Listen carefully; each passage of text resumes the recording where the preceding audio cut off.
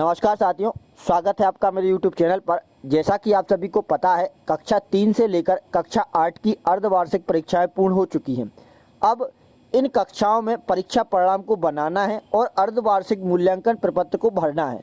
तो आज की वीडियो में हम जानेंगे किस प्रकार से हमें इन प्रपत्र को भरना है, किस प्रकार से हम परिणाम को बनाएंगे और इस अर्धवार्षिक परीक्षा के परिणाम की एंट्री RSK MP पोर्टल पर भी ऑनलाइन की जाएगी। तो वीडियो को शुरू करने से पहले सभी साथी चैनल को सब्सक्राइब कर लें। तो चलिए वीडियो को शुरू करते हैं। हालांकि परीक्षाओं के पूर्व ही विस्तृत निर्देश जारी किए गए थे, राज्य शिक्षा केंद्र के द्वारा आदेश दिए गए थे किस प्रकार से परीक्षाएं होनी है, किस प्रकार से इनका रिजल्ट बनाया जाना है। तो आप लोग देख सकते हैं कि परीक्षा पोर्टल पर अर्धवार्षिक मूल्यांकन के प्राप्तांकों की प्रविष्टि यानी कक्षा 5 व 8 के अर्धवार्षिक मूल्यांकन उपरांत समस्त शालाओं द्वारा उत्तर पुस्तिकाओं की जांच 26 दिसंबर 2024 तक पूर्ण करनी है और उसके पश्चात RSKMP.in पोर्टल पर छात्रवार विषयवार अर्धवार्षिक मूल्यांकन के प्रपत्रों की जानकारी हमें भरनी है। यानी 26 दिसंबर तक हमें इस कार्य को पूर्ण करके फिर उसके बाद ऑनलाइन करना है। आगे इसमें बताया गया है कि उत्तर पुस्तिकाओं की जांच और शैक्षिक मूल्यांकन प्रपत्र को क्या भरना है। तो इसमें बताया गया है कि अर्धवार्षिक परीक्षा की उत्तर पुस्तिकाओं की व मूल्यांकन गत वर्ष की भांति शाला स्तर पर किया जाएगा एवं शैक्षिक मूल्यांकन प्रपत्र 1 में जानकारी को भरकर शाला के रिकॉर्ड में रखा जाएगा। अब शैक्षिक मूल्यांकन इस प्रपत्र क्या रहेंगे, तो वो इस प्रकार से रहते हैं। इनको भरना होगा कक्षा 3 से 5 के लिए एक रहेगा, एक कक्षा 6, 7 और 8 के लिए रहेगा। इस प्रकार से 2 प्रपत्र रहेंगे। आप लोग देख सकते हैं इन प्रपत्र को हमें भरकर शाला स्तर पर रिकॉर्ड के रूप में हमें रखना होगा। यदि हम इनकी बात करें तो किस प्रकार से भरना है, तो इसमें बहुत ही सामान्य सा प्रपत्र है। सबसे पहले यहाँ पर हम कक्षा भरेंगे, यहाँ पर हम अपनी शाला का नाम, यहाँ पर डाइस कोड को भरेंगे। फिर इसके बाद सबसे पहला कॉलम रहेगा हमारा, इसमें बच्चे का नाम आ जाएगा, फिर उसके पिता का नाम आ जाएगा, फिर प्रथम भाषा में उसके प्राप्तांक। याद रखिए हमें यहाँ पर प्राप्तांक 60 अंकों में से भरना है। 60 में से यहाँ पर प्राप्तांक को लिया जाएगा। प्रथम भाषा, द्वितीय भाषा, गणित और पर्यावरण अध्ययन।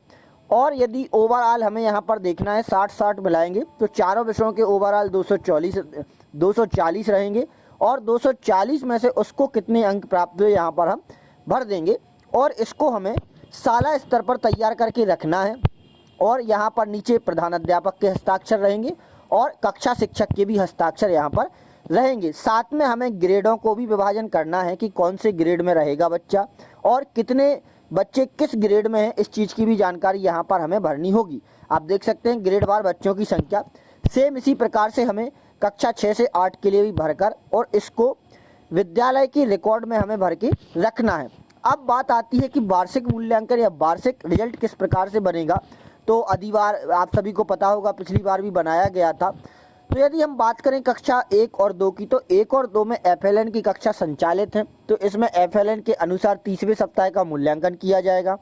अब यदि हम बात करें कक्षा 3, 4 और 6 और 7 यानी स्थानीय कक्षाओं के लिए, तो स्थानीय कक्षाओं में 4 मासिक मूल्यांकन है, अगस्त, सितंबर, दिसंबर एवं जनवरी। इन 4 मासिक मूल्यांकन जो कि 10-10 नंबर के रहेंगे, टोटल 40 रहेंगे। इनका अधिवार रहेगा 10।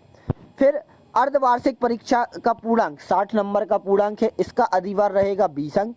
और वार्षिक परीक्षा का पूर्णांक वार्षिक परीक्षा भी 60 अंक की रहेगी, तो इसका अधिवार रहेगा 60। और वार्षिक परीक्षा के प्रोजेक्ट का अधिवार रहेगा 10।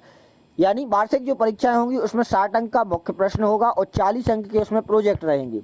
तो इसको जब हम वार्षिक रूप से जब रिजल्ट तैयार करेंगे तो उसमें कितना शामिल रहेगा, तो मासिक टेस्ट का 10 अधिवार शामिल रहेगा, अर्धवार्षिक परीक्षा का 20 रहेगा शामिल और वार्षिक लिखित परीक्षा का 60 रहेगा और 10 रहेगा वार्षिक प्रोजेक्ट परीक्षा का। इस प्रकार से कक्षा 3, 4, 6 और 7 का वार्षिक रिजल्ट बनाया जाएगा। ओवरऑल 100 नंबर में से बनाया जाएगा। पिछले बार भी बनाया गया था और सेम इसी प्रकार से इस वर्ष भी बनाया जाएगा। अब यदि हम बात करें बोर्ड परीक्षाओं की, तो बोर्ड परीक्षाओं में 5वीं और 8वीं में थोड़ा सा बदलाव है। अर्धवार्षिक परीक्षा का पूर्णांक 60 अंक का अधिवार रहेगा 20 अंक और वार्षिक लिखित परीक्षा का पूर्णांक रहेगा 60 अंक और यहाँ पर प्रोजेक्ट के अंक 20 नंबर में रहेंगे।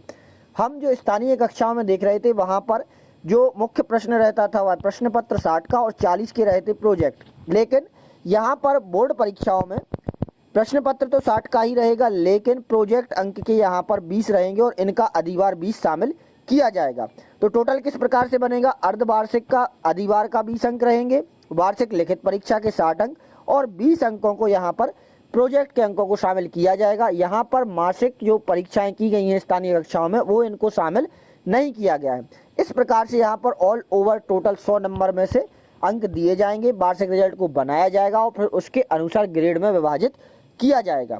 आशा करता हूँ आपको जानकारी पसंद आई होगी और वीडियो अच्छी लगी होगी। यदि कोई जानकारी किसी चीज़ में दिक्कत आती है तो आप कमेंट करके पूछिए, आपके सवाल का जवाब देने का प्रयास करूँगा।